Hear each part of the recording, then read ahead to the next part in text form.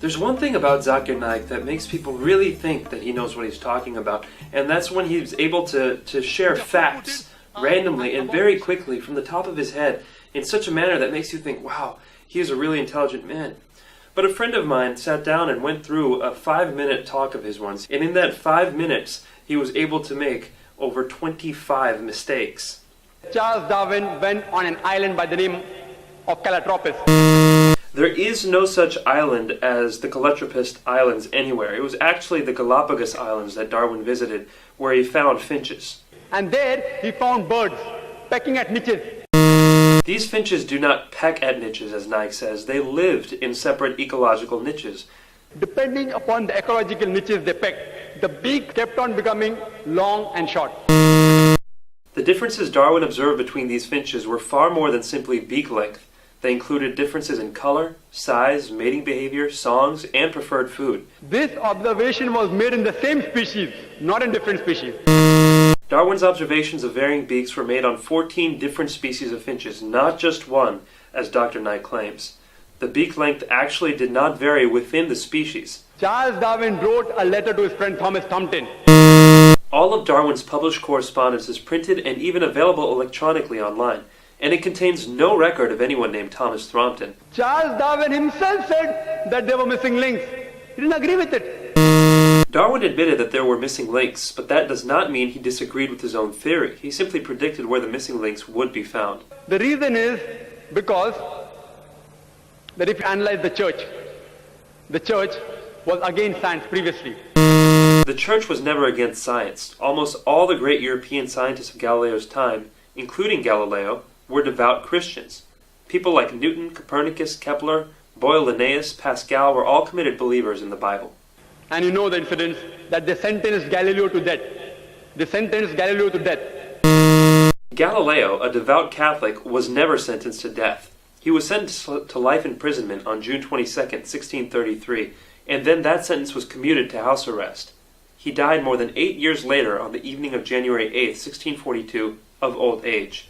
Galileo believed that his theories fit with the Bible, and he wrote a book arguing this based on early interpretations of Christians like Augustine. Naik goes on to make the same false statement 2 more times, but let's only count it as one factual error. So all the scientists, most of them, they support the theory because it went against the Bible, not because it was true. Actually, most scientists did not support Darwin's theory for many years, and most of these same scientists revered the Bible. Basically, this account by Dr. Naik is a total fabrication. All the sages, Lucy, there were 4 hominids. Everything Dr. Naik says here is wrong.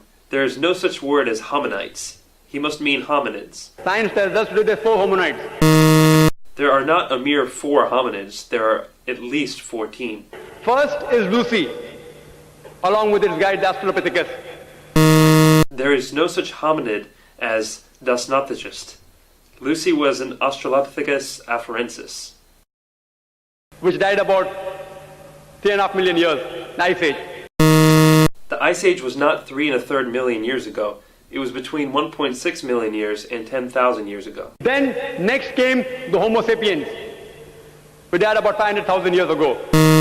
Homo sapiens did not die out 500,000 years ago. You and I, and even Zakir Naik, are Homo sapiens. Then came the Neanderthal man. According to evolutionary theory, Neanderthal man was not on the direct line to modern man, but an Ice Age offshoot. The Neanderthal man, we died 100 to 40,000 years ago. Neanderthal man went extinct 30,000 years ago, not 100 to 40,000 years ago.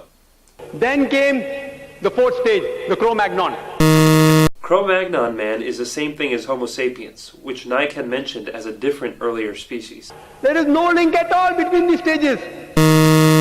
Actually, evolutionary biologists have found many examples of what they claim to be links between these stages.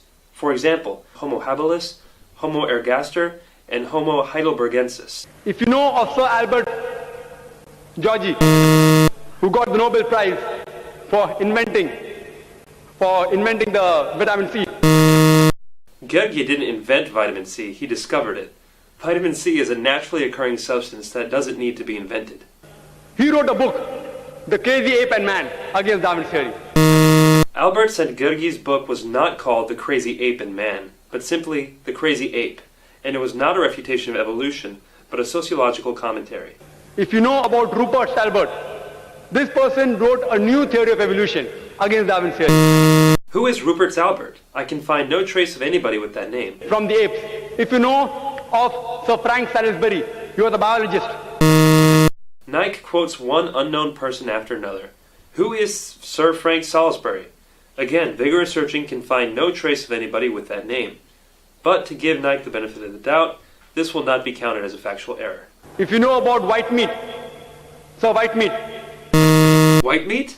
Who is Sir Whitemeat? For the fourth time, no trace can be found of anybody with this name. At lower levels, an amoeba, at lower species level, amoeba can change to paramecia. There is no such thing as paramecia. Perhaps he means paramecium. But the evolutionary change of an amoeba to a paramecium is far more dramatic biologically than the relatively small biological difference between apes and humans. According to Francis Crick, who's authority in this field, he said it is unimaginable.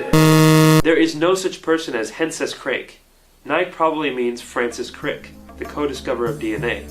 Francis Crick believes fully in evolution.